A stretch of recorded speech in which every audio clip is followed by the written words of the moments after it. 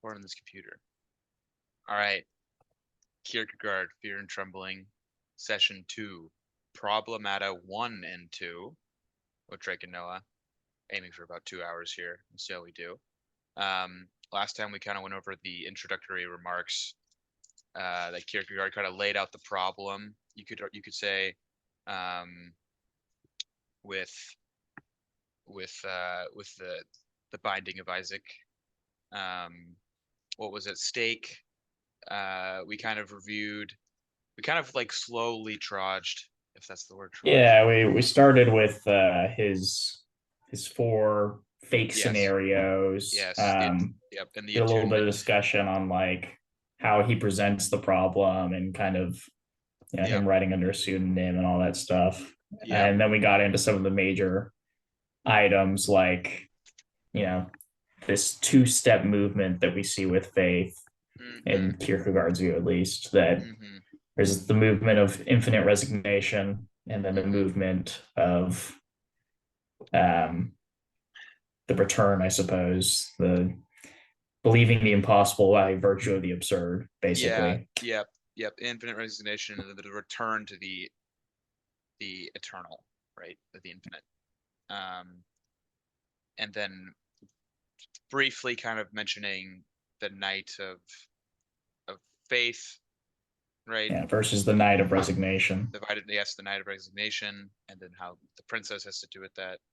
And then we kind of were going over, like, I think what a large chunk of that was us reading through the attunement, which was 4 different versions, so like counterfactuals or slightly different ways of going over what happens when Abraham attempts to sacrifice Isaac and why it had to be laid out as specifically as it is, and why certain things, certain things, with nuanced things are said, etc. But I'll go ahead and just pull up Problematta 1 here. I think, yeah, is there such a thing as a teleological suspension of the ethical? Spoiler alert, Kierkegaard says yes. Yes, of course. Of course there is. What is going on here?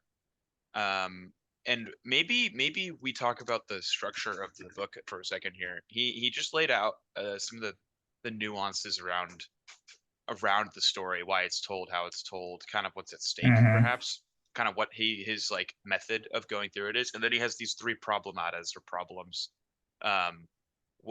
What is this doing? Perhaps, like, why is he laying it out like this, do you think? He kind of tells you in the previous paragraph, which I'll just read. It's now my intention to draw out from the story of Abraham the dialectical consequences inherent in it, expressing them in the form of problematta, in order to see what a tremendous paradox faith is, a paradox which is capable of transforming a murder to a holy act while pleasing to God, a paradox which gives Isaac back to Abraham, which no thought can master because faith begins precisely there where thinking leaves off. And that's, I think, kind of the whole thrust of Kierkegaard's meditation on faith, this book, Fear and Trembling, this idea that there is something inherently paradoxical about it for him.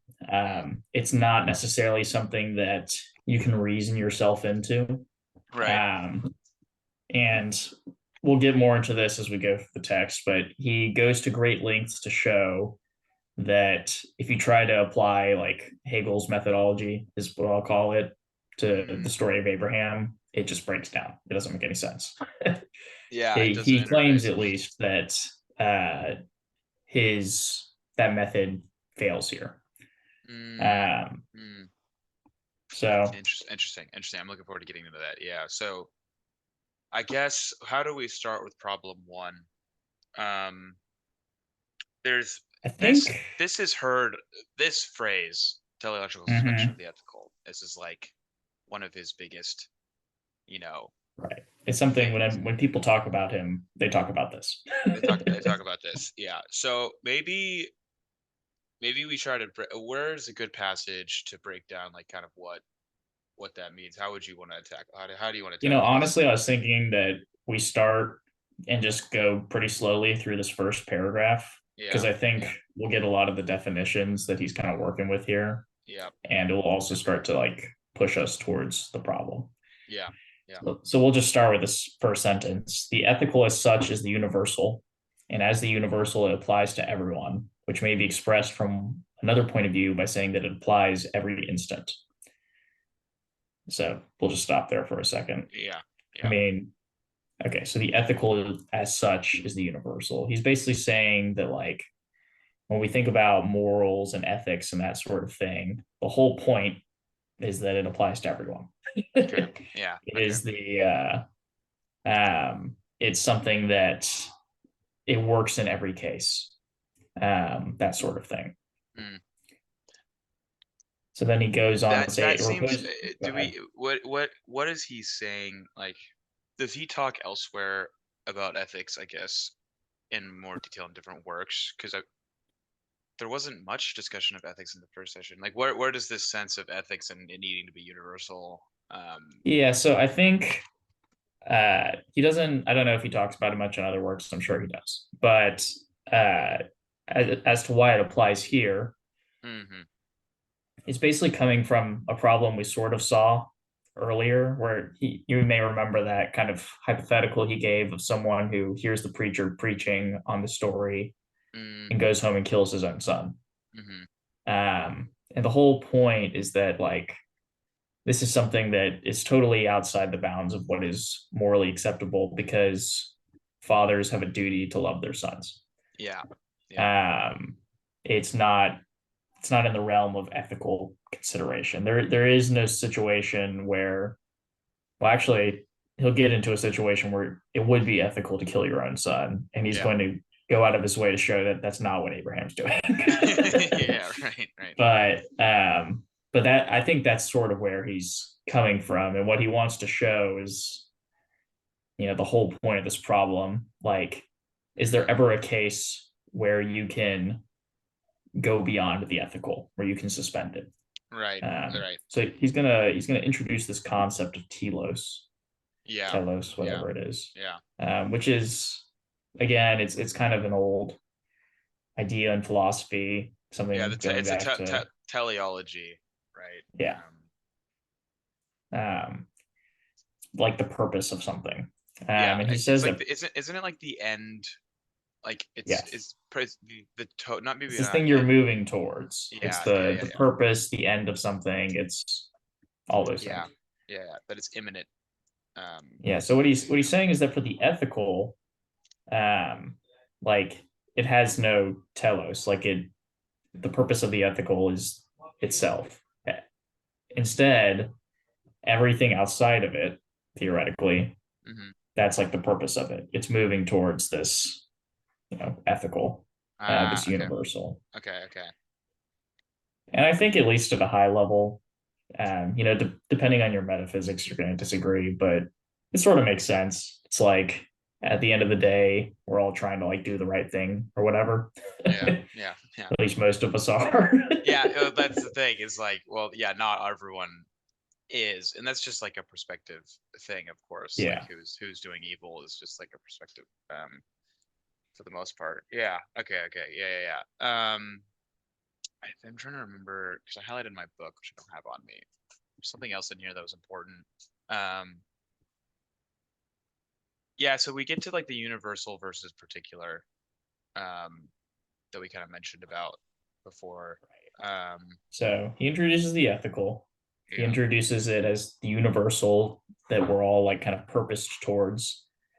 And then he starts to talk about, the individual, who is, Mm, like, this particularity. And he describes this idea of temptation. mhm, mhm. I can't pronounce this German word here, but Yeah, I'm not even trying. yeah, something like that. But basically, he says temptation is when you, the individual, the particular, Hmm. feel the desire to assert yourself over the universal, the ethical. Mm, And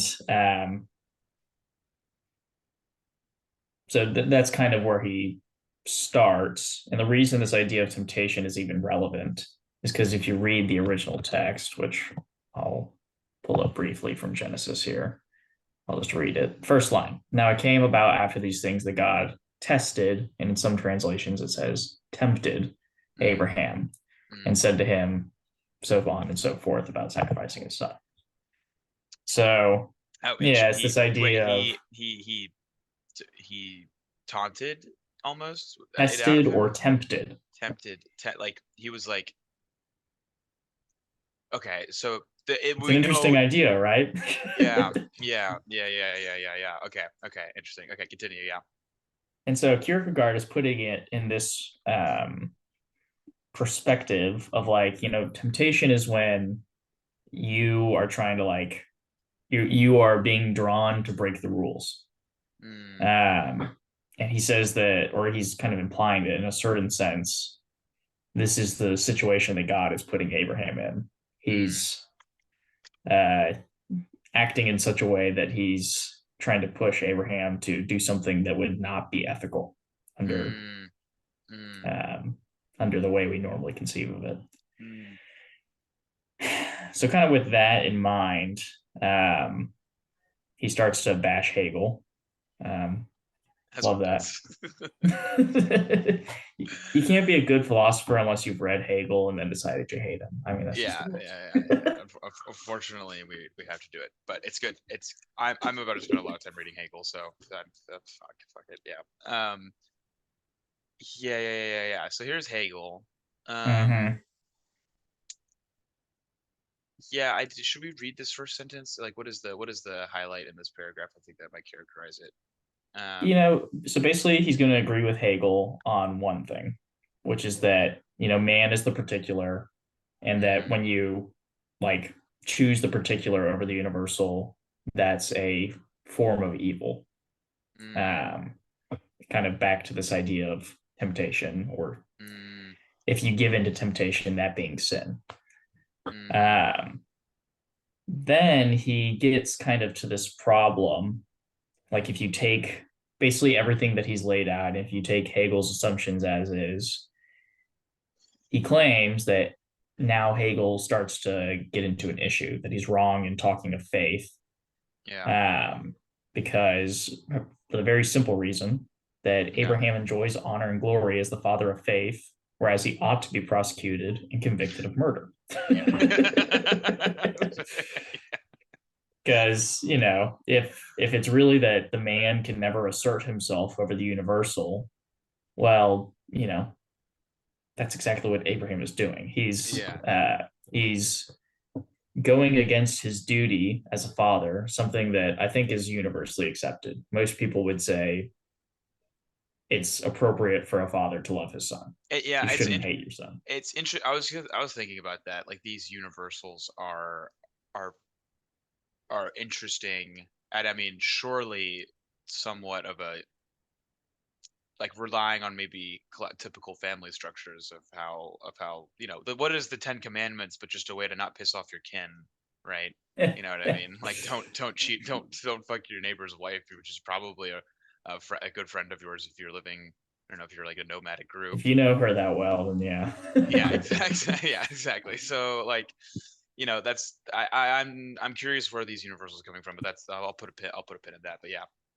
Yeah, but in some ways, Kierkegaard makes like he doesn't go into things that are a little more contentious. He really goes, and well, really the story goes for something that, like, I don't know. I think that you could probably find people who say like maybe fathers aren't supposed to love their sons, but like they aren't supposed to kill them. Very few people are gonna say that like it's ethical for you to just like kill your son for some some reason. Yeah. Um, Yeah. so he chooses something that I don't know. Maybe you could find someone that disagrees with it, but for the most part, it does universally apply. I think across multiple cultures. I mean, And there's in so, the the one pushback is like instances of infanticide, right? yeah, Where maybe it is like there's in some of the kinship and reproduction and control classes we took with members, there's instances of infanticide not being like this pathology where people are just like just going off and like killing random things, but it's rather a calculated interpretation perhaps of like the resources at hand, of whatever Mm-hmm. the spirits that may be, of the land, of the river, or the amount of livestock that they have. But um even that case starts to get into other stuff that Abraham or that Kierkegaard's going to talk about. He's going to mm, go into these three cases, which we can go into it in a second, yeah. where it's okay for someone to kill their child Okay. because Okay. of outside circumstances. Right, right, right, right. But basically, this is his idea is that kind of there's a paradox inherent in faith. For faith is this paradox that the particular is higher than the universal. So basically, this idea that in order for faith to work, it necessarily involves an individual placing themselves above normal ethical considerations. mm, mm, mm, mm. Now, I don't Interesting. know if I actually agree with that, but that's what Kierkegaard's I saying. mean, in the context of what he's, if Hegel says that that's evil, which is, Mm-hmm. is interesting, and then the example is killing your son because God told you to. That's a slippery. That seems like a slippery slope to doing a lot of things. I wonder how that connects to like faith and divine, king, like sovereignty, perhaps, or the influence of the church and politics. I talk about maybe more medieval, or when there was like actually a Yeah, no, tyrant, a I theological. mean, I definitely understand the concern because it's like if you can justify literally anything Uh huh. Uh by huh. faith, then yeah, it seems like let's say it wasn't Abraham, let's say it was, or let's say it was someone who just wants to do something they know is wrong, but they choose to justify it Mm, by making an appeal to faith. You know, mm, mm-hmm, it's mm-hmm. people have done that in the past. It's not unheard of. So yeah, it's a concern. The question is more just like, even if it is a concern, does that make it untrue? Mm-hmm. Yeah, yeah, yeah. um, so, anyways, he kind of goes on for a little bit here, talks about how much he loves the Greeks. Yeah. But he kind of comes back in that bottom paragraph um, to really just hone in the point that faith is precisely this paradox. The individual as the particular is higher than the universal. It is justified over against it. It is not subordinate but superior, yet in such a way be it observed that it is the particular individual who, after he has been subordinated as the particular to the universal, now through the universal, becomes the individual who, as the particular, is superior to the universal. For the fact that the individual, as the particular, stands in an absolute relation to the absolute. Okay, this is like kind of a nonsense statement from Kierkegaard, but the way I'm reading this is that it's like he's pointing out that it kind of doesn't make any sense. It's like, there's the universal and there's the person, the particular. And so, like, they're subordinated below the universal. Mm-hmm. But then, you know, because they have a relationship with God, the absolute, and they have Mm-hmm. an absolute relationship with Him, that enables them to, like, become over the universal and become more important to it.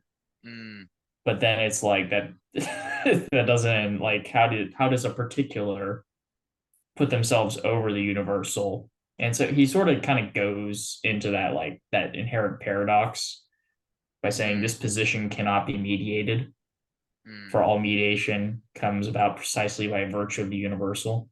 mm-hmm. He's saying like, the individual doesn't um in order to like transition to that place where you're above it, theoretically you would have to go through it, I guess Mm, is one way to put it. mm, mm, mm. And he's saying, but that's not what happens. it just Yeah. it just happens. It just happens. Okay, very interesting. And he really, really hammers on. He says, I would beg the reader to have in mente at every point that would be too prolix for me to reiterate them on every occasion. Basically, he's just saying he wants the reader to like know that this is a paradox. Yeah. Okay. Yeah. I remember reading this and being like on the subway and was like, am I am I losing my mind I right having a now? stroke. What? That was pretty brutal. I think I put the book up for a moment after, after that. Yeah, I think yeah, no, I get this now that it's like it's I don't like the maybe concluding necessarily that he's really like this doesn't make any sense. I mean, that's kind Yeah, of I also don't really like it, just to be honest. yeah, yeah. One thing I was thinking about as I was kind of going through this, and I'll give a brief discussion on it, and then we'll go back to the work. But basically, there's like Christian terminology, Hmm. okay? Faith, hope, love, temptation, sin, like stuff like that. Evil, God, yeah. evil, good. Um, and like in the Bible, there's kind of a like these terms are used consistently, and there's like kind of a framework that this all applies to. Mm, But um, once you start to like in the Bible, there's no talk really about the universal versus the particular, for mm-hmm, example. Like that's mm-hmm. just not what it's really focused on. It's not that Right, it's not that you can't find it in there, right. but it's not like the language that's used. Um, so that kind of oh, what am I saying? Basically, there's a translation problem, is I guess how I Mm, would put it. mm, It's mm. 1 second.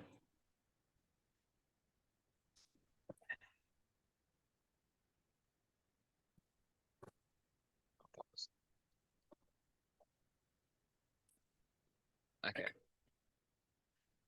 I'll edit Translation that issue. out in post. Yeah, Yeah, there's a translation issue. we can't really hear anything, so oh, I can't. So it's fine right Oh, okay. If it's driving me insane is the problem. I literally can't focus. now. um, but yeah, so there's kind of a translation issue. Like he talks about temptation. I don't know if the way he's using it is actually the way it would be used in the Bible. He talks about faith. Mm, The definition of faith in the Bible is very straightforward. I mean, there's a lot of depth to it, but it's faith is the assurance of things hoped for, the conviction of things unseen. mm, Um, I don't know if there's kind of a paradox in there that it's like, how can you feel conviction about something that you don't see? But it's not really a paradox. It's kind of like, we walk around and we can't see gravity. We yeah, see like the effects of gravity, but we, nobody's like afraid that if they jump up, they won't come back down to earth. right, right, Um, right. that's, I guess, the more standard definition of faith. Faith is a result you could put in terms of like black holes. It's a result of what happens around like the effect, like the way you phrase it, the effects of we're seeing in the universe. There's an implied thing happening. Yeah, maybe Perhaps. it's more inductive than deductive, for example. Sure. Yeah. Um, but it's not necessarily something totally paradoxical. Right. Um, but there is, as I was thinking about this, some truth to what he's saying, which is in this particular story, part of the reason that Abraham's so great is that like what he's doing doesn't make any sense. Mm. Like part of why his faith is special and why he's the Yeah. father of the faith Yeah. is that there is some sort of paradox, or at least on its face, it appears like a paradox that has to be Mm-hmm. resolved Mm-hmm. um, in order for him to do what he does. So, Mm-hmm. anyways, that I won't go more on that than that, but Yeah. that's one Yeah. thing. Yeah. No. That was good. That was good. Okay. Yeah. So lead us through. I mean, there's example. Is this where the examples, or he starts to I think introduce the teleological suspension here. Um, Yes, he does. yeah. Let's see. such a teleological suspension of the evil. Like, I wish I had my book on me. I had notes in, but yeah. Yeah, so basically, he's kind of set this up. He said there's like a telos, the ethical is the telos of Mm-hmm. everything. Mm-hmm. He's Mm-hmm. talked about, how faith is this paradox of the particular being over the universal. And basically, in such situations, there's a teleological suspension of disbelief. He's posing the Mm-hmm. question of, is that even possible? Mm-hmm. His basic argument is, the story of Abraham contains such as teleological suspension of disbelief. Yeah. Um, and so he'll start to go into um, basically, he explains like that he's acting in a way that is not ethical. He's putting himself above the ethical. He's saying like basically like I am more important than like what people would consider right or wrong. We talked actually last time about how child sacrifice wasn't actually that uncommon back then. Right. Right. So that's worth considering. But I think at least in the context of the story as presented, and also just like as Kierkegaard's looking at it, he is doing something that even he thinks is like wrong. Yeah. Um, Yeah. Yeah. except for the fact that God told him to do it.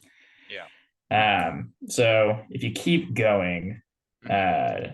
I think we should probably just go to the part where he starts talking about, yeah, so when in undertaking that paragraph. Mm-hmm. So he's going to give three examples here Yeah. of,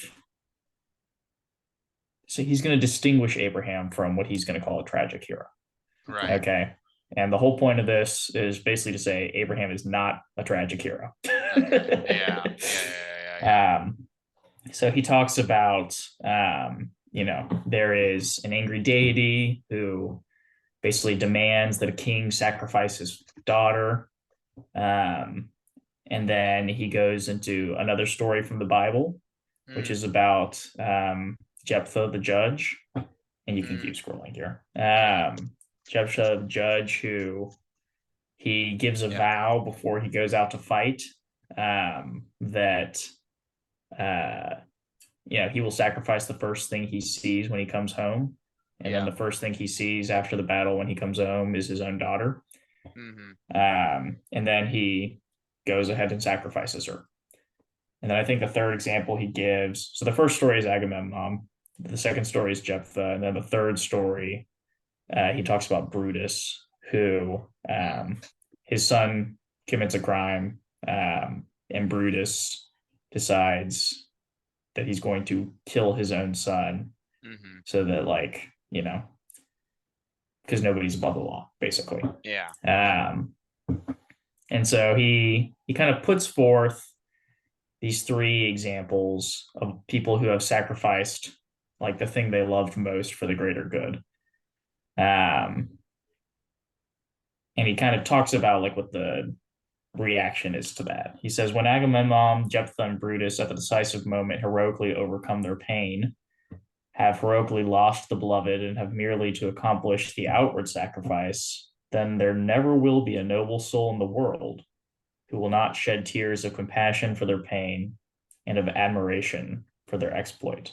Mm-hmm. So he's saying, when people look at these stories, for the most part, honestly, Jephthah may be a counterexample here, but for the most part, people say people will identify with this. They'll say like Yeah. these guys, they did something heroic. Then and that's like a very natural reaction. It seems This is like, I mean, point. in the case of Brutus, he's like reifying the universal, the law Literally. of not transgressing the law, and so he's like, this to do the universal, I actually have to be a particular over the universal in this moment and kill my son. Oh, exactly. And so, and he kind of gets into this in other paragraphs, but basically it's like they're not really suspending the ethical. They're not really saying I am higher than the relationship between father and like the duty of a father towards his son. Mm-hmm. It's more um, this duty of a father towards a son is below the duty towards the nation, the law, Right. whatever. Because they're not, because God, I mean, in the case of Abraham and Isaac, God is not saying like, "Hey, do this, and I will make you." Does he say? He doesn't say it like that, right? Like, if you do Nope. this, yeah, he's just like, "You got to go do this." He's just Um, like, yeah, go ahead, Beth. He's yeah, not saying like I'm gonna. He's like, you have to do this, or else I'm gonna destroy the world. He doesn't say that. He yeah. just There's no other universal that needs to be upheld here, or like no. I secured or mean, protected. I can pull up the text here just to double check. Yeah. Yeah, he literally just says, "Take your son, whom you love, go to the land of Moriah, offer him as a burnt offering on the mountain I will tell you." And that's the only thing he says. Crazy. Crazy. Yeah. Yeah. Yeah. So there's a difference here. There's no other obligation being upheld, contract being upheld.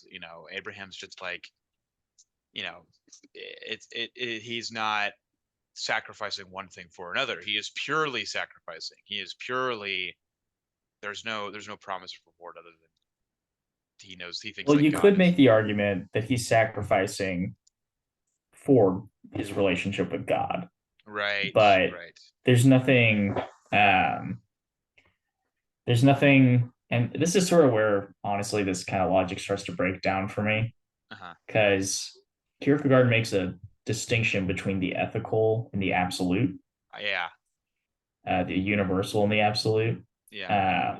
So He's he's choosing saying the basically there's absolute the over the universal, right? right, um, but so he calls it a teleological suspension of the ethical, which implies that like it's not ethical in some sense to obey God. But So a lot of yeah, people would argue that that's really the only ethical thing there is. interesting. I um, wonder how does that map on to the the Euthyphro dilemma, where it's like, is what God says good because he's saying it, or because he's doing good things, um, and therefore it's good. yeah, I think it It kind seems of like goes to the heart of that dilemma, and yeah, different people have different views on it. Um, yeah. I mean, so I guess we for Kierkegaard, yeah, he Kierkegaard's taking the distinguishes between horn. the good and God. Yeah, he's just it's funny because in the members circles, it's Islam is taking the other horn, where there is no distinction between God and good. Um, and so this is kind of a good Christian example of a classic Christian take on that relationship between maybe the absolute and the ethical in this case, is the kind of Yeah, right that's the terms that he's kind of addressing that dilemma through those terms. right. Yeah. So Kierkegaard basically just talks about what we talked about a second ago, which is that Abraham is not a tragic hero, and it's clearly evident. Um, Yeah, because he's not. There's no. The only he thing that he's putting himself above the ethical. There is no yeah, like. There's no outside reason. That's basically what this paragraph is about. yeah, yeah, he transgressed the universal. Um, Right. it was not for the sake of saving a people, not to maintain the idea of state, that Abraham did this, and not in order to reconcile any angry deities. If there could be a Right. question of the deity being angry, he was angry only with Abraham, and Abraham's whole action stands in no relation to the universal, um, Purely and is put. purely Yeah, pure. and just to, I guess, kind of hammer this home, we kind of just said like God doesn't really give an explanation. There's Mm-hmm. no sense in the text that God is actually angry. He, Yeah, he doesn't yeah, really give a reason for wanting Isaac as a sacrifice. yeah, It's uh yeah, yeah. there's I no mean, because there's a guy named Gerard, right? Who's contemporary with Bataille, Kurtzschere guy, right? And his take on sacrifice was like it was the ritual violence kind of expels kinship disputes and issues of mimetic desire, if you will, of like often twins were one of the twins, if right. I remember correctly, was killed or something like that. It was like a as sign of evil. It was a way of expelling evil. And so this was, or violence, or dealing with some conflict. So this is an atypical. This is a non, and that's in that view. This was not. This was serving Yeah. no function. Yeah, Um, this is a truly weird sacrifice on like a number of levels. yeah, yeah, yeah, Like yeah. even in the Bible, it's like if you think about previous burnt offerings, like Noah provides burnt offerings after the flood. That's the Yes, first time I think you see that yes, terminology. yes. And it kind of makes sense. I mean, it's the flood's done. Like he doesn't need to like do anything. But when you actually read the text, it says that like the sacrifice had an impact on God. Like Right, he liked it. right. Um, but for this one, I mean, yeah, it's Noah provided the burnt offering just kind of like out of his own volition. But for this one, God asked for it, which is already kind of weird, at least up Yeah, to this point so far. This is the other yeah. thing. Up until this point, I don't think, well, I shouldn't say that. There may have been a couple of examples where God asked for a sacrifice. But for the most part, Well, it's Cain actually and just Abel. Humans. He didn't ask for a sacrifice with Cain and Abel. Oh, interesting. They They just did that. just they just started doing it. They And were- then Cain got really salty that God didn't like his. Right. Interesting. Interesting. So God, they were proffering it up, and it wasn't like God was like, you failed. It was just like, thanks guys. I do it, but I do prefer this one. Literally. It's like, have you ever watched the I Think You Should Leave sketch where they're giving gifts and there's like a gift receipt involved? No, I haven't. No? Okay, never mind. I'll check that out. I love that show though. Yeah. Yeah. That's interesting. Yeah. So this is a strange instance of sacrifice in the Bible, at least to this point, right? Yeah. And he keeps talking about this. He did it for Yeah. God's sake, and then he also did it for his own sake, in Yeah. a sense. And then he kind of goes back to this idea of temptation, of a Yeah. trial. Um, he says, a temptation, but what does that mean? What ordinarily tempts a man is that which would keep him from doing his duty. But in this case, the temptation is itself the ethical, which would keep him from doing God's will. But what then is duty? Duty is Mm-hmm. precisely the expression of God's will. So Mm-hmm. he starts to kind of push his finger down in this point that we brought up, which is like what actually is the difference between the ethical and the absolute. Yeah. And Yeah. it's an interesting twist Yeah. that doing the right thing is the temptation. Doing the Mm-hmm. thing that would appear to be right is the temptation. Um, I that's going mean, to stop him from doing God's will. it's interesting. I mean, to put it in simple political terms, for many instances, it's like doing the right thing is going against the nomos, if you will, like the law, right? Of an institution that might be oppressive or violent, right? Of revolution as like maybe a necessary thing, but it's going against what everyone's kind of agreed to as what we shouldn't do, which is Right. overthrow the Yeah. state. You can think of a number of like, I don't know, I think a pretty general one is just the American Revolution. Right. Right. Obviously they thought they were in the right, but that meant that they had to usurp the rightful authority or whatever. Yeah, exactly. Um, so I mean, that's in just some another. ways, This is another instance of.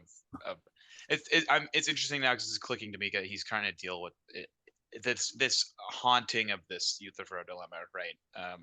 Of like him trying to address this. It's like God and ethics um, aren't the same, um, which is interesting. Uh, which is a very from what I understand, that's the Christian take. So this is being consistent with that. I guess in this reading of the Bible, because the Quran has, I believe, we talked about this story of this attempted sacrifice, right? Or Abraham trying to sacrifice, maybe it was like a nephew or someone else, right? But um, he they come to different conclusions about it though.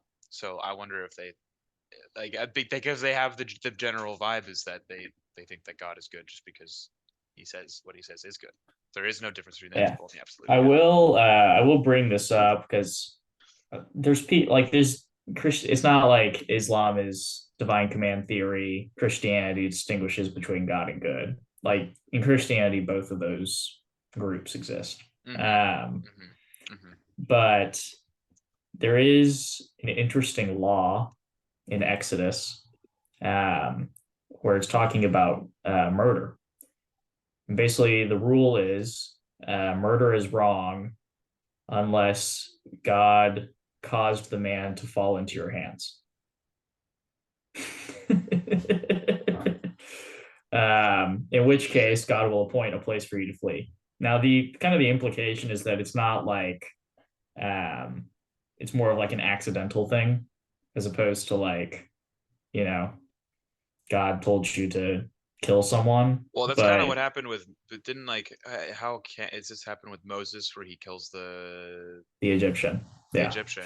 Was that an accident though? Was it framed as an accident and God gave him a place to flee? Or What I'll say is that uh, the murder, not the murder, Moses killing the Egyptian is like, it's actually kind of a complicated subject. okay, great, I great. think most Christians would say that it was like murder and Moses was in the wrong, but I don't know.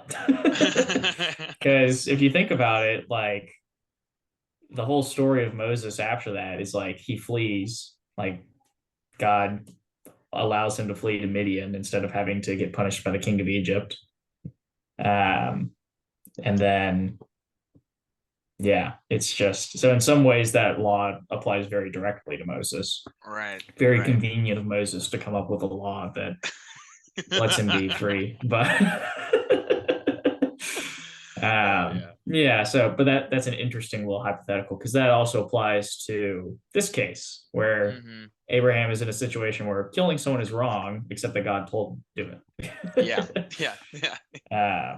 So, anyways, Interesting. Kierkegaard kind of goes on. He keeps saying that like Abraham cannot be mediated, so on and so forth. He keeps distinguishing between Abraham and this idea of the tragic hero. Mm-hmm. And he gets to this line where he says, therefore, though Abraham arouses my admiration, he at the same time appalls me. He who denies himself and sacrifices himself for duty gives up the finite in order to grasp the infinite. That man is secure enough. Tragic hero gives up the certain for the still more certain, and the eye of the beholder rests upon him confidently. But he who gives up the universal in order to grasp something still higher, which is not the universal, what is he doing? Interesting. Yeah. And basically, all he's really saying here is like, when we look at the story of Brutus, all of us understand like Brutus is sacrificing his son for something more important. He's sacrificing something specific for something universal, Mm-hmm. something good, which is Mm-hmm. the law. But with Abraham, he's actually sacrificing one, the particular. He's sacrificing his son. Mm-hmm. Two, he's also sacrificing the universal, like what everyone agrees is good in this case, the ethical. He's getting rid of that. Yeah. And it's like, what is he? What is he doing it for? Like, what is the benefit here? Mm-hmm. And there's also like a degree of uncertainty, I guess, is kind of what Kierkegaard's getting at. It's like kind of there's a sense of dread almost because you can imagine yourself in the situation, and there's a lot of like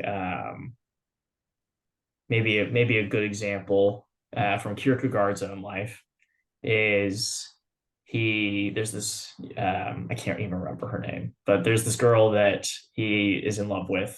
He's dating her. People have talked about this a lot. Mm-hmm. And he decides basically to end their relationship, even though like they're deeply in love for something. Yeah. Right. And we look at that, and especially if you read like I think there's one passage where it's like after Kierkegaard died, she was reading some of his writings, and she found some stuff that was like sort of about her. And her husband basically describes that like she got like, you know, sick, not like puking, but just like feverish or whatever, and like she Hmm. couldn't finish it. Like she was so distraught over it. Oh my God. And it's like kind of disgusting almost. It's like, how could you do this, Kierkegaard? Yeah, yeah, it's absolutely insane. You did down made her down bad. I mean, so what is the order of operations to that? Is he trying to understand his sacrifice in a theological context and like through the particular and absolute dynamic? Uh, or is he inspired by Abraham? That maybe is a topic for another discussion, but I just Yeah. Well, honestly, I think because people have, it's kind of like you cannot ignore that little fun fact of Kierkegaard's history while you're yeah. reading this. Um, and I think that, you know, he's an admirer of Abraham. Obviously, he decided to write an entire book about him. Yeah. But there is also an element of it that, you know, part of what draws him to that story is probably that it reminds him a lot of himself. Mm, And mm. like he's trying to work through what he did to see um, why he did it Is almost. there is And there a perhaps consist there's is an, there a consistency? It's a yeah. yeah. And you can kind of see as you read through this, and we'll keep getting into this later. Hmm. You know, he's an existentialist. He talks a lot about like the feeling of living through something, Hmm. basically. Hmm. Um, and he also talks about like the sort of isolation that this so-called knight of faith feels. That it's Hmm. like no matter what you do, you can't really explain to people why you're doing it because it doesn't make any Hmm. sense. Yeah. Yeah. Yeah. Yeah. Yeah. Yeah. And I think that uh, he refuses to call himself a knight of faith as he goes through this book. He repeatedly says that I'm not like Abraham, stuff like that. But I think there is a sense in which this is like his way of it's like if you kind of start to get this, you'll start to understand what he was going through.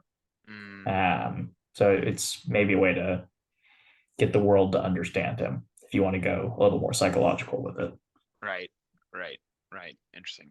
Interesting. Yeah. No, I buy that. Okay. Let's see where we are in There's this long paragraph here. Honestly, this is kind of like poetic, but I'm not a big fan of it. It's the like yeah, a lot of it's words. He talks about how great Shakespeare is at the bottom. yeah, yeah. Um, Yeah. There's a lot yeah, going on here. Um, yeah. And he starts to. Honestly, a lot of this is just rehashing. it's a poetic rehashing, Yeah. right? Yeah, yeah, yeah. And, you know, it's not necessarily like part of what's interesting about Kierkegaard is that he is poetic, he is creative. He's not just like running through syllogisms here. Right, He does want people to like feel kind of what right, he's writing about. right, right. Um, he I'm has all this, down for a little meandering, poetic meandering, right? yeah, It's he not. has this fun line in here actually. For the poet purchases the power of words, the power of uttering all the dread secrets of others at the price of a little secret he is unable to utter. And a poet is not an apostle. He cast out devils only by the power of the devil. I just thought that was Mm, interesting. yeah, yeah, yeah. There you go. um, Sort of going back to this idea that like uh, Kierkegaard considers himself in like a almost cursed position where it's like Right. he he's whoa, where we go. Oh, I didn't mean to. Oh, wait. Yeah, there we go. Oh, I just wanted This to is see from where that. the Yeah, gotcha. that's okay. Okay, so I think if you go to okay, he starts to talk about um he kind of meanders a lot actually. Yeah. I think this is one of the, well, I don't know. It's one of those things where like what he talks about is interesting, but I kind of almost was like, get to the point. Yeah. Uh, Yeah. Yeah. but Yeah. he starts to talk about two things. First, he talks about like people consider you great based on the results of your work. And then Mm, really he starts to get into the idea of greatness. Um, and his first point, you can kind of see it, is for it is not what happens to me that makes me great, but it is what I do. And there's surely no one who thinks that a man became great because he won the great prize in the lottery. mm-hmm. Um, so he starts to, talk about this idea that like you're not great if you just like inherit or win a bunch of money in some Yeah. stupid way. Yeah. Yeah.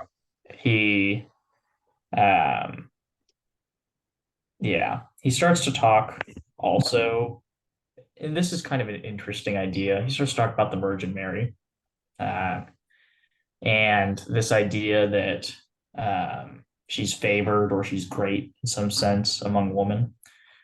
Um, and he talks about this idea, which I guess we'll discuss through the Virgin Mary, that um, like people look at great people, great, and they think like there's almost a certain sort of jealousy. So he talks about the situations where it's like, and if it did not happen strangely, but those who hear are able to think as inhumanly as those who talk, every young girl might well ask, why was not I too the highly favored? Mm-hmm. So it's this, it's like the position in the Bible that Mary is given, this idea Mm-hmm. that she's going to be the mother of God, she's going to give birth to God incarnate Right. and be highly favored of God. It's like, so why her? Like, Right. what did she do to earn it or whatever? Right. And he kind of gives this answer where again he's kind of going through his creative counterfactual where he talks about the Uh-huh. angel who talked to her going around um, right, so that's a good one to highlight. What they leave out is the stress, the dread paradox. Yeah. So he says the angel could have gone and told everyone, hey, like don't be mean to Mary, she's like going to be the mother of God, she's kind of a big deal. Yeah. But instead that didn't happen. Right. Right. And Right. everyone thought that Mary was like, a whore. Yeah. So, Yeah. Yeah. Yeah. Yeah. um, uh, yeah. And what's interesting is that despite knowing that like this is going to be difficult, um, if you scroll down a bit, Yeah. it's on the second page here. Mm-hmm. Um, It says, this is the Spirit's interpretation of Mary, and she is not, as it shocks me to say, but shocks me still more to think that they have thoughtlessly and coquettishly interpret her thus. She Mm-hmm. is not a fine lady who sits in state and plays with an infant God. So if you think about like what's the standard icon in different churches, it's like Right. Mary wearing a very fancy looking robe or whatever, and Right. she's holding baby Jesus and looks all elegant. Yeah. Nevertheless, when she says, behold the handmaid of the Lord, then she is great. And I think it will not be found difficult to explain why she became the mother of God. Right. So it's like at the heart of why he thinks Mary is great is that she basically doesn't care about what the world thinks of her. Mm-hmm. Um, she doesn't care about, the tragic hero can kind of find comfort in everyone sympathizing with him. Is sort of Interesting. the Yeah. point he starts to get Yeah. to. Yeah. Yeah. Um, Well, now we sympathize with her, right? Now we do. Yeah. Yeah. Well, even in the case of the tale of the tragic hero, Yeah. was it in that the community within the context of the story sympathized and was and acknowledged him as tragic, or was it also the reader too? Is a little bit of both. So this is kind of It is a also little like, bit of both. yeah, Yeah. yeah. Um, and this kind of comes back to Abraham because you may remember a lot of the counterfactuals, it talks about Abraham uh, talking or not talking with other people about what he's about to do. Hmm. And in the actual story, uh, he doesn't really tell anyone, not even really Isaac, what he's going to do. Um, and kind of what Kierkegaard is pushing forward here is that part of the reason he didn't do that is that one, he like how are you even supposed to communicate this? And then two, uh, he didn't care what other people thought. That's the whole Right. point. Right. Right. Right. Right. um, so that's actually kind of the like we could go through the rest of these paragraphs here, but that's kind of the end of this section. Yeah.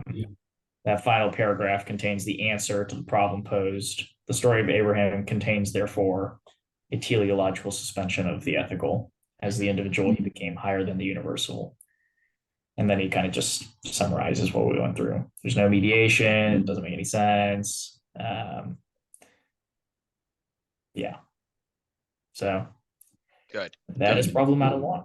Problem out of one. Interesting. Yeah. Yeah. Yeah. Yeah. Yeah. Okay. So I think a few things that we're kind of flagging is like this relation, like the obvious paradox between the universal and the particular, and the movement that a teleological suspension of the ethical implies. Like, how does that happen?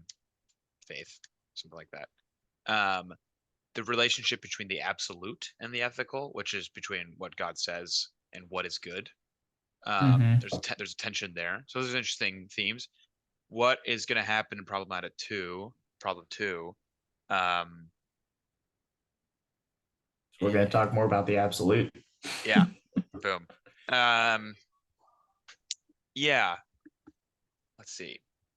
So I read this like 2 weeks ago, so I'm trying to recall. And you just reread this, so maybe you can open up with. Yeah, so we kind of talked about this problem, which is that there's the ethical and there's the absolute, and he puts forward a premise which he's Mm-hmm. going to think through, Mm-hmm. which is that the ethical is the universal, and as such is again the divine. One has therefore a right to say that fundamentally every duty is a duty toward God. Um, so he's then going to argue in a sort of not roundabout way, but he's basically going to say this only means anything if you actually have like particular duties. Like if you just say I have a duty towards God, but that doesn't actually entail anything specific, Yeah. then you don't really have any duty at all. But we realize our duties to God through our duties to other things. So, you know, he basically says like, saying I have a duty to love God is a tautology because duty is like it's always related to God. But the duty to love your neighbor is more like it particularizes, I guess, the greater universal duty. Um, Mm, so interesting. Yeah. Yeah, we can go down. he talks about Hegel again. Great. Amazing. He basically he brings up this distinction that Hegel has between the child and the man, and that the child is defined by the outward, whereas the man is defined by the inward. Mm, Um, and that, like the man is the higher form than the child. right. And Kierkegaard basically seizes upon this to say faith is kind of the opposite. That it's the paradox that inwardness is higher than outwardness. The expression he's referring to about the uneven numbers is from Pythagoras. He mentioned it Interesting. briefly before. Uh-huh. That the uneven number is higher than the even. Kind of an interesting concept, but anyways. Yeah, what is that? Can you extract, like, what is that? Why is he using that here? Um, He's so when you think about the uneven numbers, it's not necessarily something that you would say is like the uneven numbers suck. like they're not Yeah. divisible by anything. Right. It's not like the number two or Yeah. four. Yeah. But in a sense, that's why they're better because they're uh, actually, I've just said a lot of mathematically incorrect things here as I'm thinking through it. There's a lot of odd numbers that are divisible by others. I was thinking of the prime numbers. Right. Right. Right. Right. Right. Um, so yeah, I don't know why Pythagoras said that. He was kind of a weird dude. He had his own cult. Yeah. But Yeah. um, but basically, it's sort of, I guess, what Kierkegaard's using it for is that it's sort of like a paradoxical thing. It's not what we would, or yeah, maybe not even paradoxical. It's just a weird thing. It's not how you would Hmm. normally think. If you're going to say something's perfect, you would think it would be even. Hmm. Um, but Pythagoras disagrees. So he goes back towards this idea, we're thinking about duty, we're thinking about the ethical. Um, and he says basically the whole point, the ethical way of regarding life is therefore the task of the individual to divest himself of the inward determinants and express them in an outward way. Hmm. Um, to basically just like empty yourself and, not care about yourself and just like do what your duty is, whatever that may be.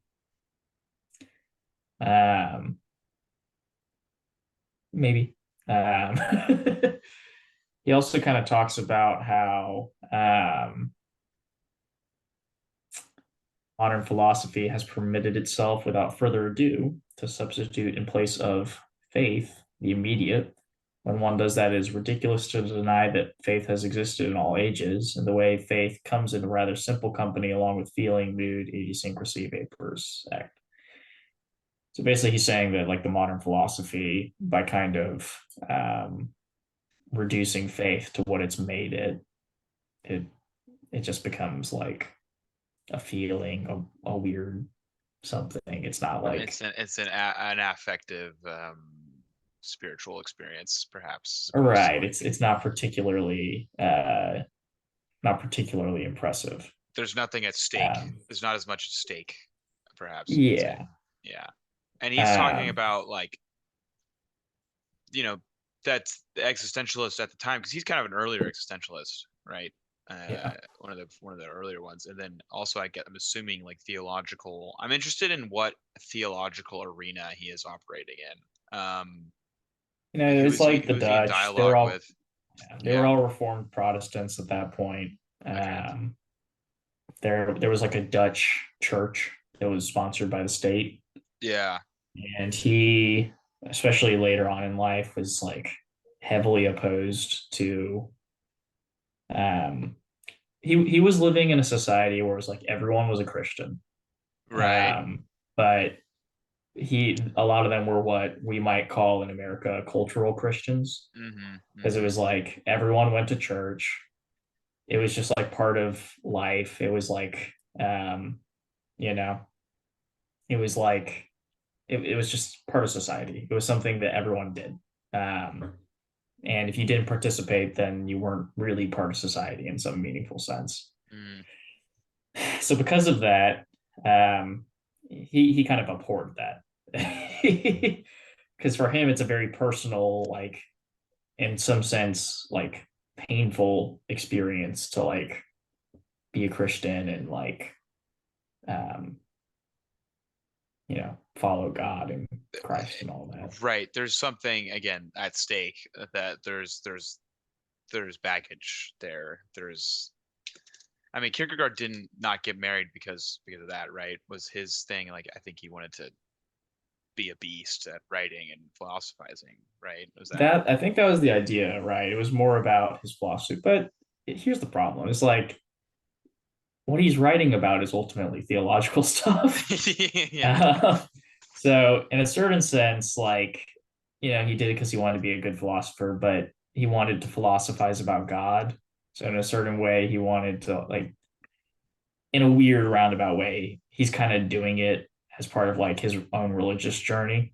Right. Um, Right.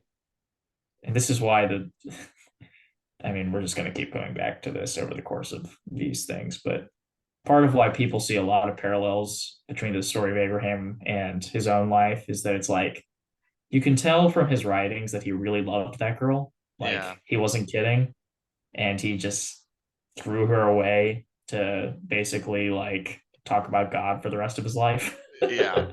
This is so insane. Oh my The god. only thing that's here's the part that gets me that I think is like kind of messed up about it is that it's Yeah. like he could have still done this and gotten married to her. Like she wasn't going to Yeah. slow him Yeah, I really don't know. Yeah, like down.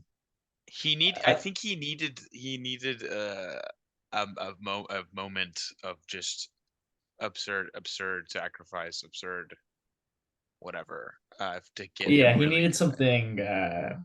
It's almost like how it's like you can't be a good poet unless you've suffered or whatever. Right. Yeah, yeah, yeah, And yeah, so it's almost like he maimed himself in order to be a philosopher. yeah.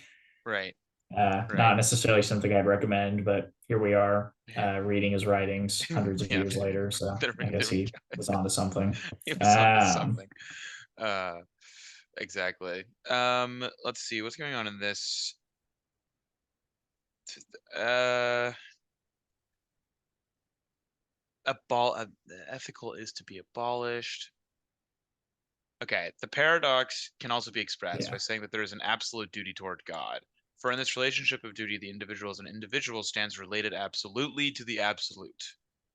So when in this connection it is said that it is a duty to love God, something different is said from the that in the foregoing. For if this duty is absolute, the ethical is reduced to a position of relativity. Okay. From this, however, it does not follow that the ethical is to be abolished, but it acquires an entirely different expression, paradoxical expression that, for example, love to God may cause the knight of faith to give his love to his neighbor, the opposite expression to that which, ethically speaking, is required by duty. If yeah, yeah. if Good. yeah, if such is not the case, then faith has no proper place in existence. Then faith is a temptation, and Abraham is lost since he gave into it. What is this saying? What is all of this? Okay, so basically the whole gist of it, Yeah. kind of, and we've already kind of said this, but Right. he's saying like, okay, if there isn't an absolute duty towards God, okay, like if it's really just the ethical is all that there is, Mm-hmm. Mm-hmm. then what Abraham did is wrong. Right. Okay. Right. But if there is an absolute duty towards God, then the ethical becomes relative. Mm. And um, so he kind of gives this example where it says like the knight of faith, in order to love his neighbor, may have to do the opposite that he would ethically do normally. So in Abraham's case, because he has an absolute duty towards God, the way that he loves his neighbor, his son, is by sacrificing him. But Mm-hmm. under ethical considerations, the way he would love his neighbor is Mm-hmm. by, not sacrificing him. And basically, you can kind of see how it's a paradox. The ethical, as we were discussing earlier, is supposed to be this thing where it's the telos of everything else. It's like what Right. it's all pointing towards, it's the universal. Right. Right. But Kierkegaard kind of points out that if there's an absolute duty towards God above Right. that, then the ethical, instead of being, fixed, becomes relative. Um, Mm. and that instead, what kind of becomes absolute is our relationship to God. He says that the individual stands related absolutely to the absolute. Um, Mm. so yeah, it's just a Because if he was saying that the ethical is to be abolished, then you would take the other horn of the Euthyro dilemma, which is that yeah. the absolute is what matters. God's word is what duty is to purely, Mhm. um, as opposed to there being a goodness that God is speaking to. It is just Him speaking that is good, uh, Yeah. to some But extent. he has, just like you're saying, he has this. He doesn't see them in contrast. It's just like instead of it being you have to do good or you have to do God, it's that in a certain sense, like God changes nah, that's not right. It's just that what's good changes depending on the situation, and Right. that it's not relative necessarily to us or our circumstances, but the thing that it's relative to is God. Um, so kind of a weird idea. Mm. This next paragraph, I just think it's funny that the translator has a whole note about it that's almost as long as the paragraph, and the note ends with, much as I love Kierkegaard, I sometimes hate him for keeping me awake at night. Only between sleeping and waking am I able to unravel some of his most complicated sentences. Oh my God. uh, Oh my God. That's an yeah, incredible note.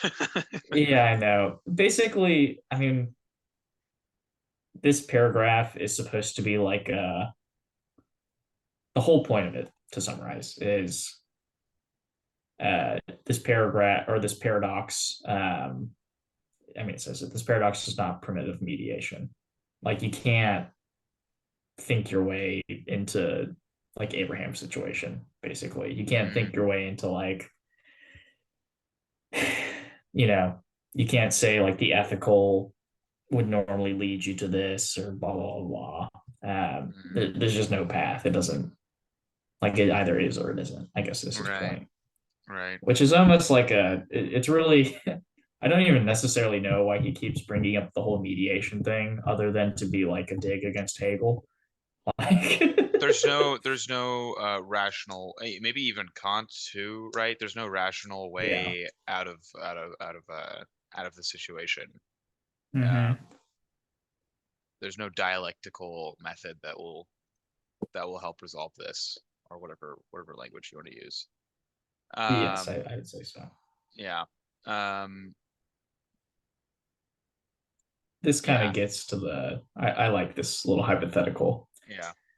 If you would say to another person, Isaac, I love more dearly than everything in the world, and hence it is so hard for me to sacrifice him. The other person would be, why will you sacrifice him then?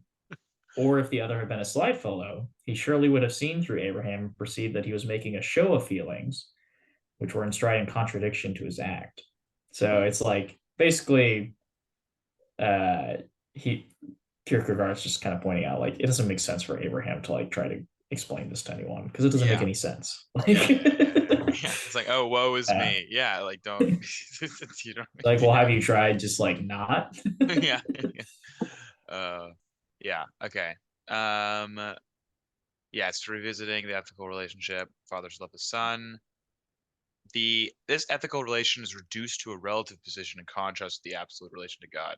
To the question why Abraham has no answer, like you were saying, except that it is a trial of temptation, terms which, as remarked above, express the unity of the two points of view, that it is for God's sake and for his own sake. Um,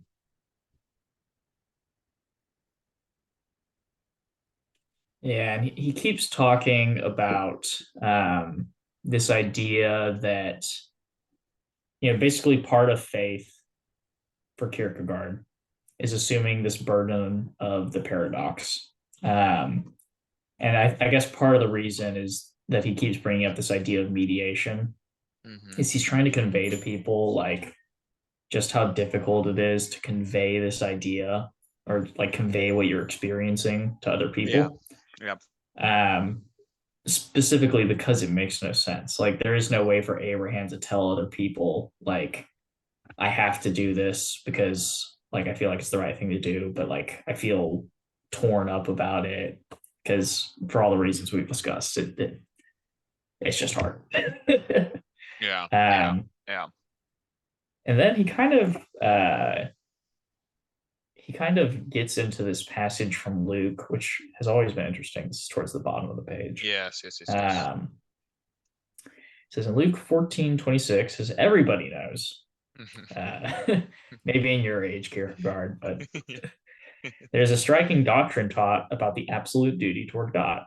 If any man cometh unto me and hateth not his own father and mother and wife and children and brethren and sisters, yea, and his own life also, he cannot be my disciple. This is a hard saying. Who can bear to hear it? That's another reference, by the way, to a different verse in John. He's Shannon, I'm doing something. Yeah. Yeah. Hey Noah. Can Hey you Shannon. not? We're recording for all of eternity. Love you, Shannon. To interrupt you. That was why. Good to see Shannon. Maybe. Anyways.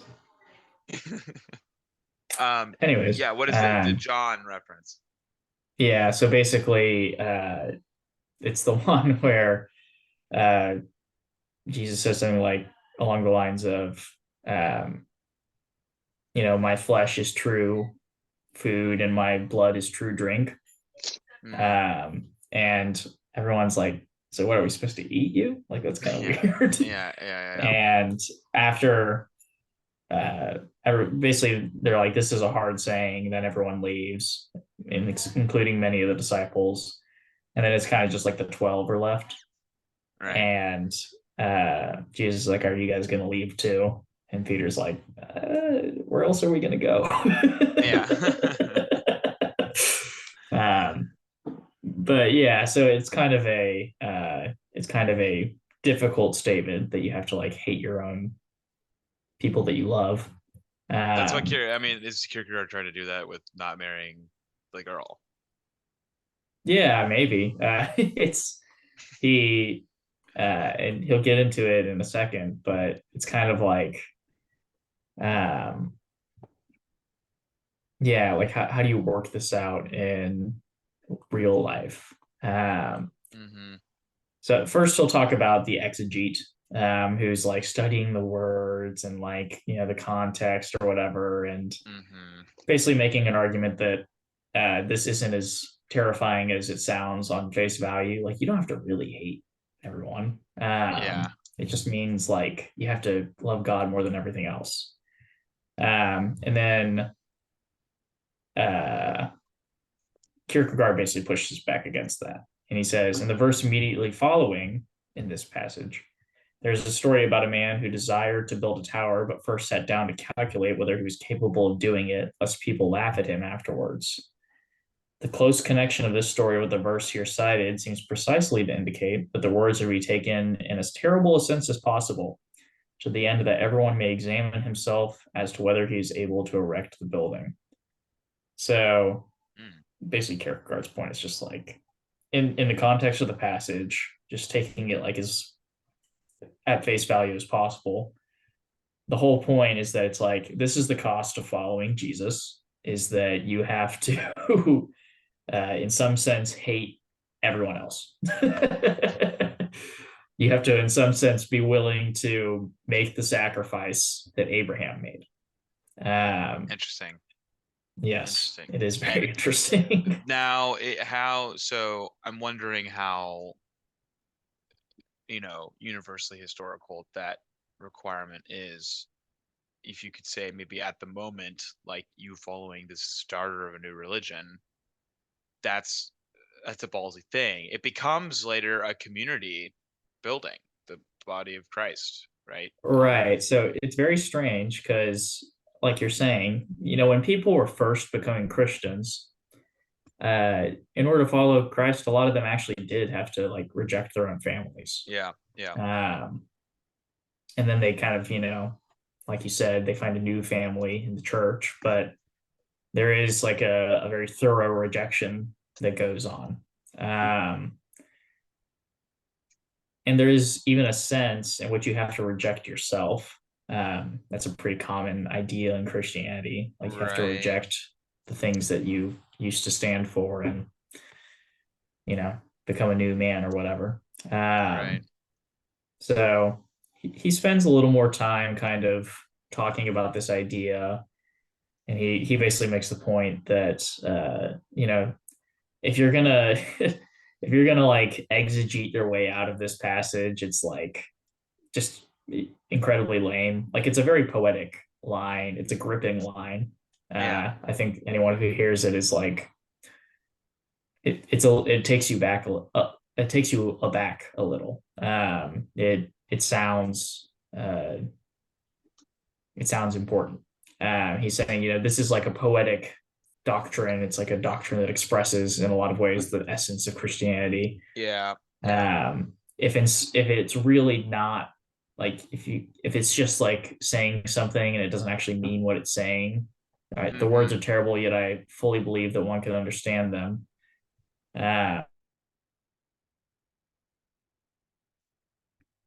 Like if they're not really what they mean, then that's not a religion I want to follow. Is his point? Right. Yeah. Like Um, it seems like Jesus is being pretty explicit here. And then if your exegesis, right, is to just kind of walk that back a bit for yeah. digestibility's sake, then why are Right. you what like It's like, what are we when doing here? yeah, like whoa, settle down. Yeah, great. We love you. That's yeah, we're not gonna yeah, interesting. So Interesting. he kind of ends this paragraph with a comparison between what God is asking through Jesus, who Mm-hmm. Christians believe is God, um, what God is asking of us versus like how ridiculous this would be if a human asked this of another human.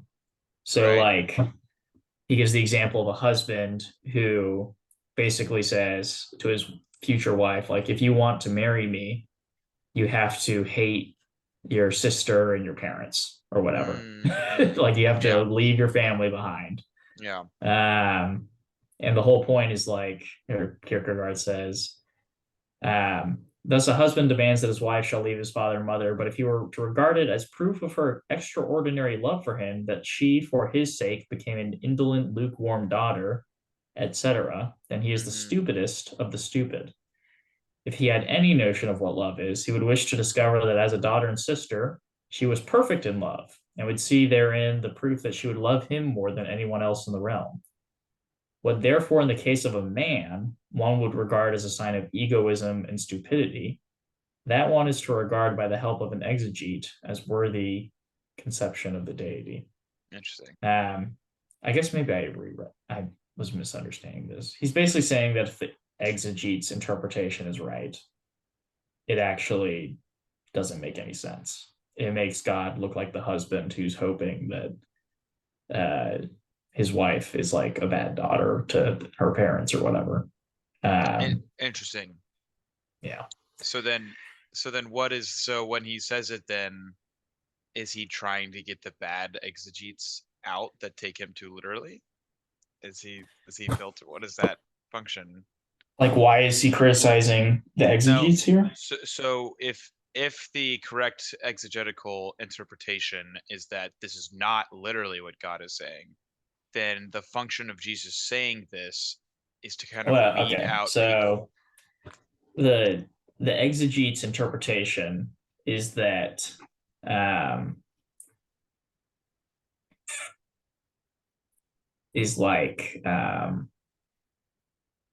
that we just need to love other people less than God. Okay. Like, Okay. Whereas Kierkegaard's looking for something a little more passionate, I guess. So he kind of gets into this in the next paragraph, and I think that's probably where we should go. Yeah.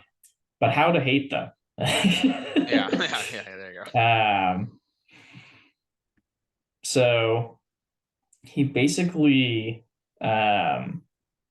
brings this back to the story of Abraham. He says this is shown by Abraham. The instant he is ready to sacrifice Isaac, the ethical expression for what he does is this: he hates Isaac. But if he really hates Isaac, he can be sure that God does not require this, for Cain and Abraham are not identical. Isaac he must love with his whole soul. When God requires Isaac, he must love him if possible even more dearly, and only on this condition can he sacrifice him. So this is kind of where the paradox that's implicit in what Abraham's doing actually makes the command in Luke sort of make sense. Right. What is the absolute duty towards God by, fulfilling that, it makes it so that our actions, like in the ethical sense, we do hate, our parents or whatever. So if going back to the example of the Christian who rejects their family, and like one of the early Christians to be a Christian, in a certain sense, they do hate their parents. Like they are rejecting everything their parents stand for in order to follow this new religion. But you can also understand that they may not actually emotionally like feel hatred towards their parents. They they probably hope their parents will convert with them, for example. So basically it's he calls it a paradox. I would say maybe it's like unintuitive, but what he's actually proposing is like a resolution to the paradox, in my opinion. Yeah. Okay.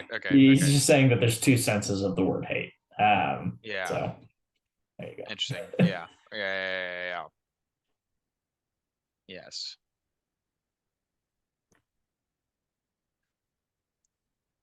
Yeah. Interesting. Yes. So, okay. Yeah. I mean, here he's talking. Yeah. Like you said, getting into Luke again. Yeah, and he keeps on. I don't know. Honestly, he kind of repeats himself a little bit here. He makes a distinction where basically he says, thus, for example, if we suppose that the church requires such a sacrifice of one of its members, we have in this case only a tragic hero. For the idea of the church is not qualitatively different from that of the state. So basically, he's saying, like, if you think back to the story of Brutus killing his own son to uphold the law, like if the church required someone to kill their own son, that's just a tragic hero again. That's not anything special. Right. So, and then he talks about how people don't like the text in Luke, how they don't like to quote it. And he kind of goes back to this idea, which you brought up earlier, actually, which is like, okay, if we just, so we've gotten to this point where Kierkegaard's argued, we have an absolute duty towards God. Faith is like the individual putting themselves above the ethical. So what stops people from just absolutely going off the wall? And Kierkegaard doesn't necessarily, provide the guardrails himself, but he does go to lengths to distinguish, like he did in earlier in the text, like what's going to be different between someone who hears the story of Abraham and kills his son versus Abraham, like what's actually special. And one thing that he starts to focus on, if you look at this final paragraph here, is let us consider a little more closely the distress and dread in the paradox of faith. The tragic hero renounces himself in order to express the universal. The knight of faith renounces the universal in order to become the individual. And he has this problem, as the rest of this text will kind of explicate. I think on the second page here it says, humanly speaking, he is crazy and cannot make himself intelligible to anyone. This is the knight of faith trying to explain himself. Right. And yet it is the mildest expression to say that he is crazy. If he is not supposed to be that, then he is a hypocrite. And the higher he climbs on this path, the more dreadful a hypocrite he is. The knight of faith knows that to give up oneself for the universal inspires enthusiasm. If you think about the tragic hero, he's doing something noble, everyone supports him. Right. And that it requires courage, but he also knows that security is to be found in this precisely because it is for the universal. He knows that it's glorious to be understood by every noble mind, so glorious that the beholder is ennobled by it. And he feels as if he were bound. He could wish it were this task that has been allotted to him. Basically, this idea that like the knight of faith wishes, Abraham in a certain sense wishes that he was sacrificing Isaac for the greater good. Like that's his temptation. Yeah. But instead, Abraham is sacrificing Isaac for nothing.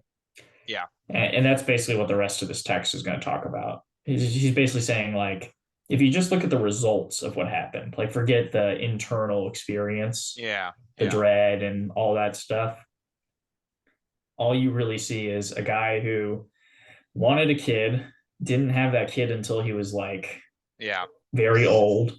Yeah. 70 years. Yeah. Right. Yeah. And then, at the age of 130 or whatever, he decides to try to kill him. Right. And it's like, how is that? What's great about that? Yeah. It took you forever to get the kid, and now you're going to kill him. Like, how are we going to be impressed with what you've done? So is he not mad? And if at least he could explain why he wants to do it, but he always says it as a trial. This is someone like in a hypothetical responding to Abraham. Right. So yeah, basically, it's not something that can be explained. It's not something that can be understood by other people. It's kind of this individual journey that the Knight of Faith has to go on. Right. But what's useful, or I guess what you attain by doing this, is that he becomes God's intimate acquaintance, the Lord's friend, and to speak quite humanly, that he says thou to God in heaven, whereas even the tragic hero only addresses him in the third person. This is kind of that is interesting, because Kierkegaard is putting himself in the position of a tragic hero as opposed to a Knight of Faith, because he refers to God as him. He never says thou.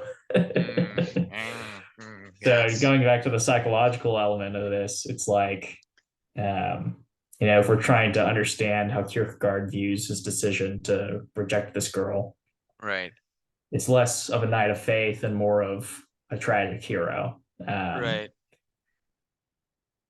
For what that's worth. Amazing. Yeah. Good for you, Kierkegaard. Good. Amazing. Yeah. Interesting. Okay. And we're getting towards the end of this. We only have a few more pages actually, so we're making good time. Really? Let's see. Yeah. We have 2 more pages. Honestly, I feel like Kierkegaard kind of just goes in circles at this point. Yeah. So there's another translator's note here. Another long one too. Another long one, yeah. So the Knight of, I'm just gonna read what he's putting the note on. So the Knight of Faith is first and foremost the requisite passion to concentrate upon a single factor, the whole of the ethical which he transgresses, so that he can give himself the assurance that he really loves Isaac with his whole soul. Okay, what is the The Knight is first and foremost the requisite passion to concentrate upon a single factor, the whole of the ethical which he transgresses. I guess what he's saying is that again, Kierkegaard cares a lot about the feeling, the experience of this, the passion of it. And so in the example of Abraham, it's like the thing that Abraham has to be tempted by, the ethical consideration, which he has to know that he's transgressing, in his case, is that a father has a duty towards his son. And Abraham feels, in Kierkegaard's view, very strongly that this is what he's transgressing. And so the fact that he knows he's transgressing it and focuses upon that gives him an assurance that he really does love Isaac. That this isn't just like, I'm doing something that that I secretly wanted to do, maybe. Maybe I'm doing this because I kind of dislike Isaac, maybe, or something like that. By understanding specifically what you're doing wrong, it gives you a sort of weird assurance. Right. And the author's note here, not the author's note, the translator's note here is basically just the kinds of distinctions between the Knight of Faith and the tragic hero. It's worth going into, but he goes into this distinction between wish and duty, where the Knight of Faith for the tragic hero, what he wishes and what his duty is are different. So he wishes that his daughter could live, but his duty is to sacrifice her for the greater good. Mm-hmm. But for the knight of faith, what he wishes and his duty are identical, Mm-hmm. but he's required to give up both to a higher duty. Mm-hmm. So his wish is, I want my son to live. His duty is, as a father towards a son, to keep him alive. But what he's required to do is kill him anyways. Right. So Okay, anyways. yeah. Okay. If we go to the bottom paragraph, maybe Yeah, this one. we can kind of close this out, I think. Yeah. Yeah.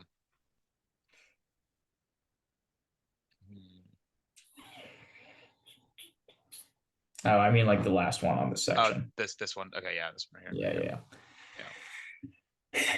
Yeah. This is kind of just a summary. And I think it's probably a decent place for us to stop. Either there's an absolute duty toward God, and if so, it is the paradox here described that the individual as the individual is higher than the universal. And as the universal stands in an absolute relation to the absolute, or else faith never existed because it has always existed, or to put it differently, Abraham is lost. Or one must explain the passage in the 14th chapter of Luke, as did that tasteful exegete, and explain in the same way the corresponding passages and similar ones. To summarize, to explain, to sum up, Princess Bride style, what Kierkegaard's saying is, like, either you have to believe that there is a duty towards God that is higher than everything else, or you have to say Abraham's crazy,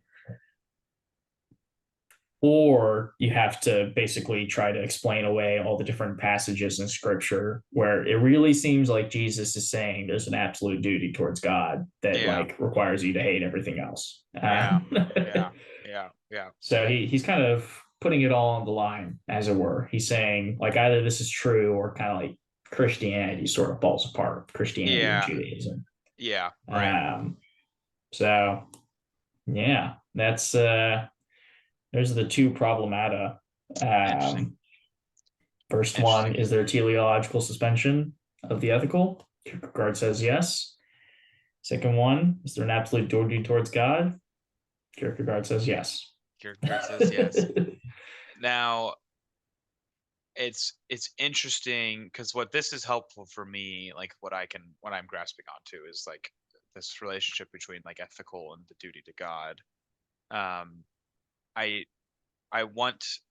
noticed this last time. I want to see what the Quran does with this. Oh yeah.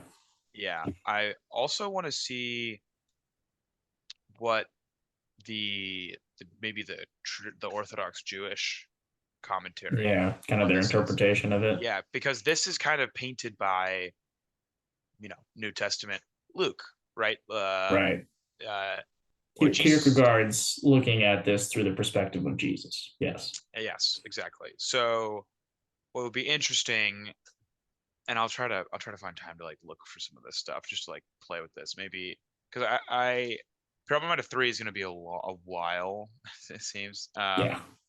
And this is also, let's talk about this because I do want to talk about those other things, like those other interpretations, just to kind of think about the relationship between the ethical and the absolute duty to God. What is good? What is evil? Depending on what God says or not.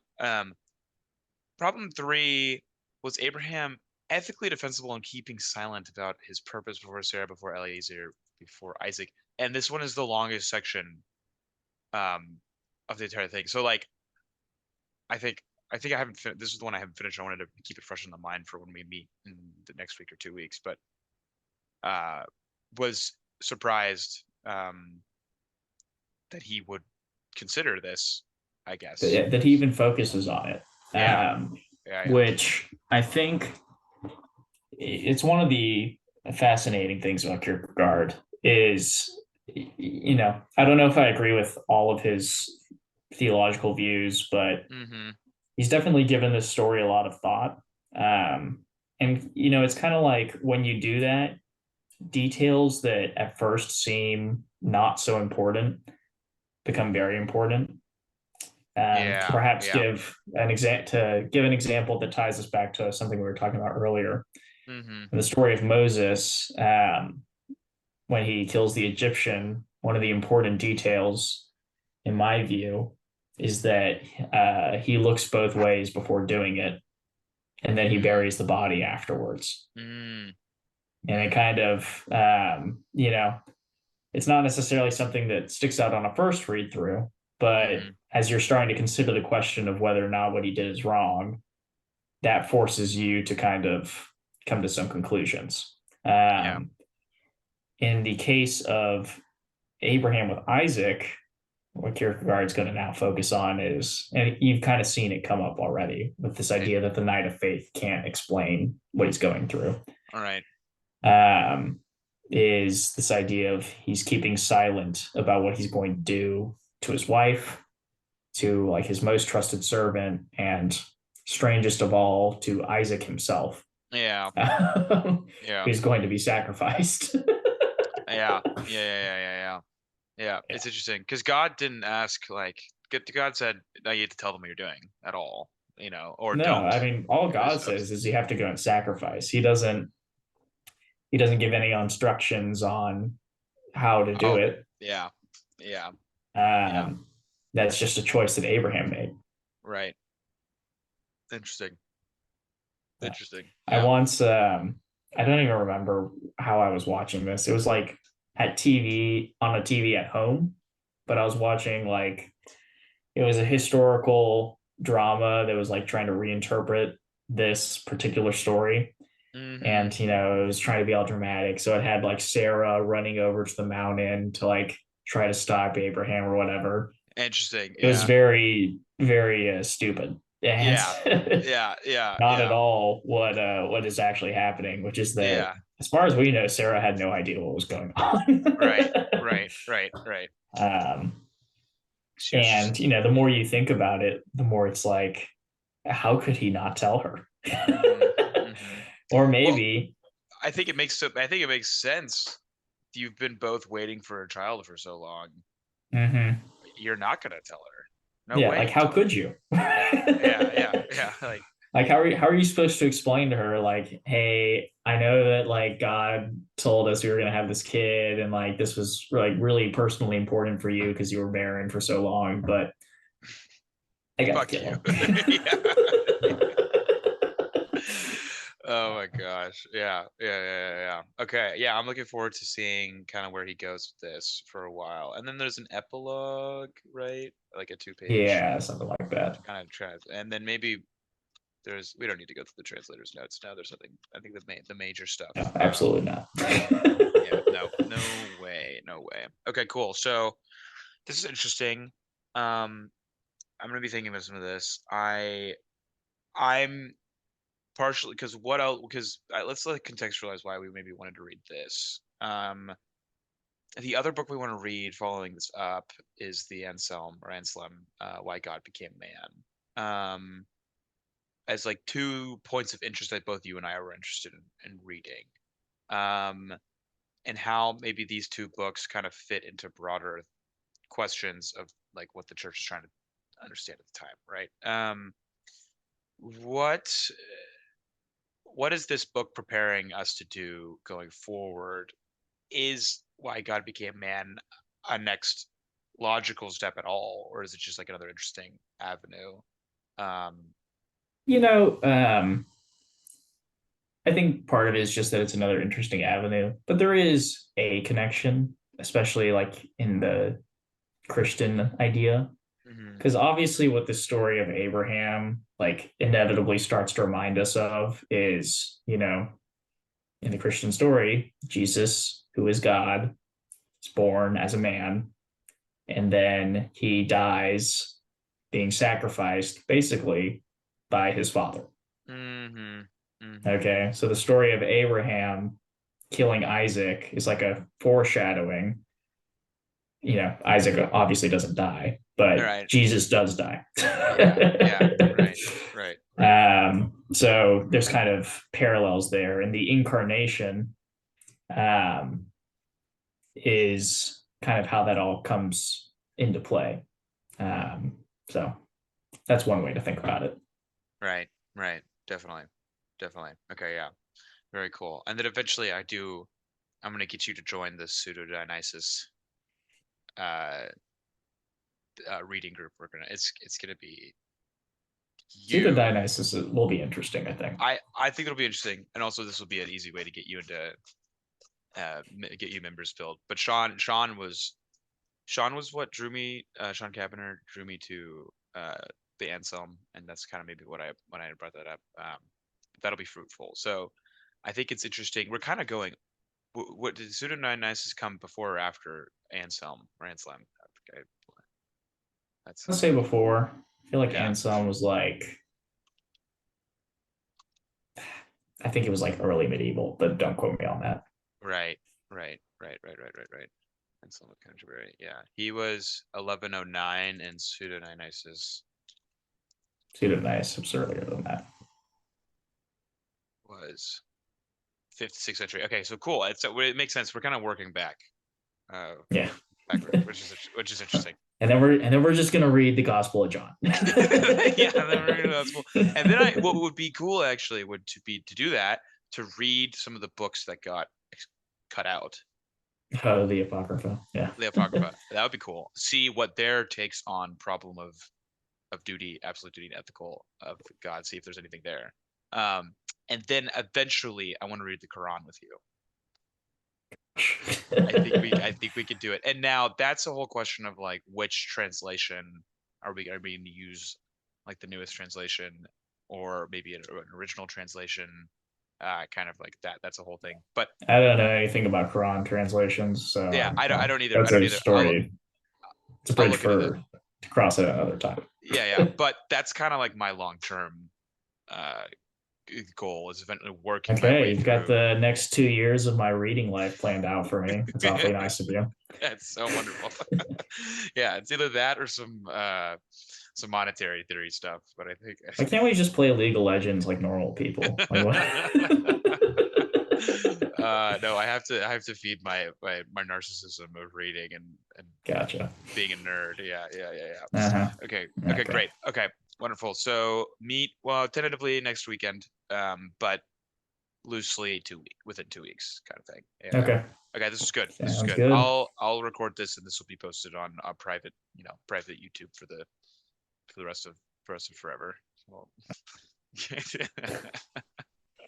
All right. Okay, great. Well, this is fun. I'll see you later. We kept it to 2 hours. This is yeah, good for This is us. How Good do for we us. do it? We'll talk to you later, man. Yeah. Bye.